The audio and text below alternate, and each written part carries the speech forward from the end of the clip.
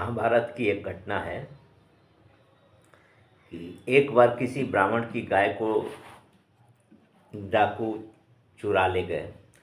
रात्रि का समय था।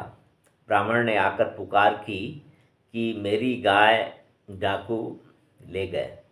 अर्जुन ने पुकार सुनी। अर्जुन के धनुष बाण अंतःपुर में रखे थे और अंतःपुर में उस दिन युधिष्ठिर महाराज थे। द्रौपदी के 5 पति थे। भगवान व्यास ने यह नियम बना दिया था कि जो भाई अंतःपुर में रहे उसके अतिरिक्त दूसरा भाई उन दिनों अंतःपुर में न जाए।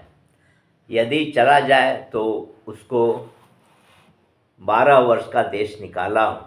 धनुष बाण थे अंतःपुर में, तो अर्जुन ने सोचा कि अब सामने 2 बातें हैं, एक और 12 वर्ष का देश निकाला है, तो दूसरी ओर है राजधर्म का पालन, ब्राह्मण की गायों को बचा कर लाना। उन्होंने देश निकाला स्वीकार किया।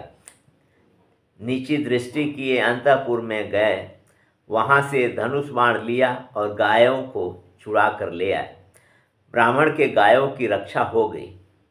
युधिष्ठिर को यह घटना मालूम नहीं थी क्योंकि वे सो रहे थे।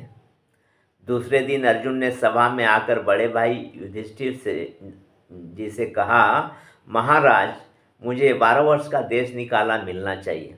युधिष्ठिर ने कहा, कैसे? तुमने क्या कसूर किया? तुम्हारी गलती क्या है?